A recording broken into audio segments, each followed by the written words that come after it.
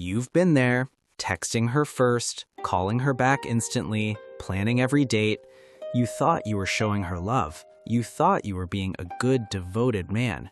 But what you were actually doing was teaching her one dangerous, unforgivable lesson: that she never had to work to keep you. Today, we are going to look at the powerful, primal psychological reaction that hits a woman when she suddenly realizes you have stopped chasing her. It's a complete flip of the script. Her confusion turns to panic, her indifference turns to desire, and her respect for you comes roaring back. This is the moment she wakes up and realizes what she lost. You stop chasing her, and she suddenly goes from cold and distant to texting you at 2 a.m.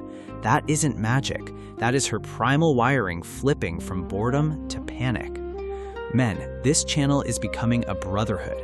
I set a goal to unite 3,000 real men before this month ends. If you're rocking with the truth and you want more men to wake up, hit subscribe, like this video, and turn on your notification.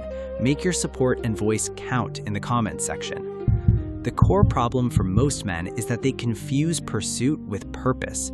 They chase the woman thinking that if they just try harder, she will be loyal.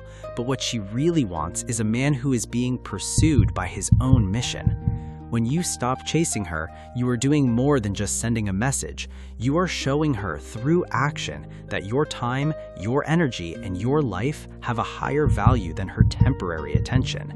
This hits her on a primal level. The first psychological hit is the loss of predictability. When you are always chasing her, your behavior is totally predictable. She knows the script. She pulls away, you double your efforts. This predictability kills her attraction because it kills her curiosity and her fear of loss. She knows you are always on the hook. Let's look at Mike. Mike was a loser in this situation. His girlfriend, Clara, was always flaky. She'd cancel dates at the last minute. She'd take hours to text back. Mike's response? He'd text again. Is everything okay?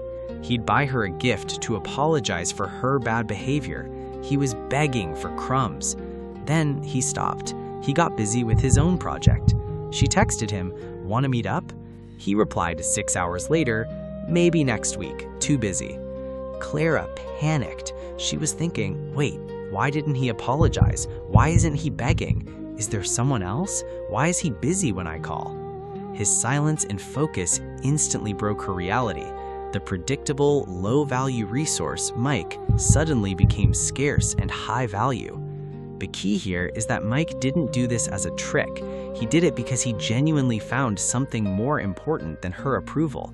When you stop chasing, you force her to ask the question, what is he chasing that is bigger than me? That question is the first step to rebuilding desire.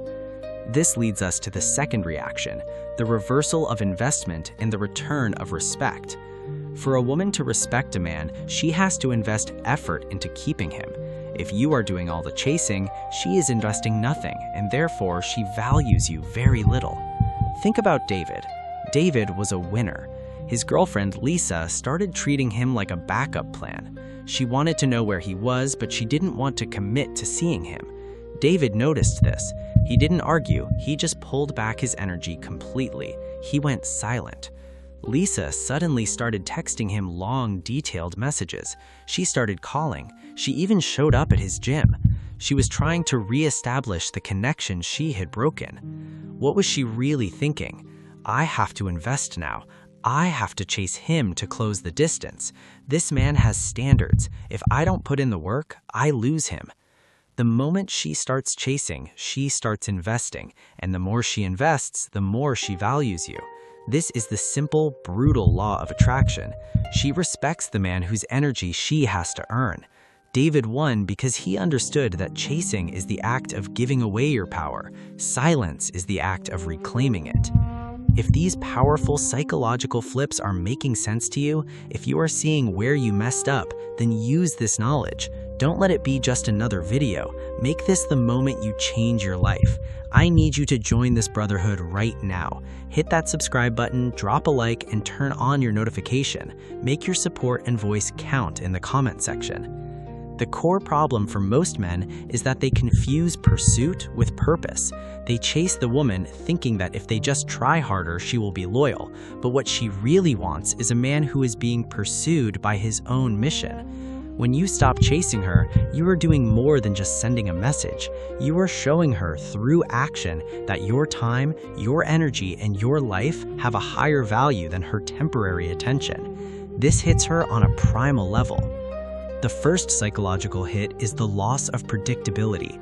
When you are always chasing her, your behavior is totally predictable. She knows the script. She pulls away, you double your efforts. This predictability kills her attraction because it kills her curiosity and her fear of loss. She knows you are always on the hook. Let's look at Mike. Mike was a loser in this situation. His girlfriend, Clara, was always flaky. She'd cancel dates at the last minute. She'd take hours to text back. Mike's response? He'd text again. Is everything okay? He'd buy her a gift to apologize for her bad behavior. He was begging for crumbs. Then he stopped. He got busy with his own project. She texted him, "Want to meet up?" He replied 6 hours later, "Maybe next week, too busy." Clara panicked. She was thinking, wait, why didn't he apologize? Why isn't he begging? Is there someone else? Why is he busy when I call? His silence and focus instantly broke her reality. The predictable, low-value resource, Mike, suddenly became scarce and high value. The key here is that Mike didn't do this as a trick. He did it because he genuinely found something more important than her approval. When you stop chasing, you force her to ask the question, what is he chasing that is bigger than me? That question is the first step to rebuilding desire. This leads us to the second reaction, the reversal of investment and the return of respect. For a woman to respect a man, she has to invest effort into keeping him. If you are doing all the chasing, she is investing nothing, and therefore she values you very little. Think about David. David was a winner. His girlfriend, Lisa, started treating him like a backup plan. She wanted to know where he was, but she didn't want to commit to seeing him. David noticed this. He didn't argue, he just pulled back his energy completely. He went silent. Lisa suddenly started texting him long, detailed messages. She started calling. She even showed up at his gym. She was trying to re-establish the connection she had broken. What was she really thinking? I have to invest now. I have to chase him to close the distance. This man has standards. If I don't put in the work, I lose him. The moment she starts chasing, she starts investing, and the more she invests, the more she values you. This is the simple, brutal law of attraction.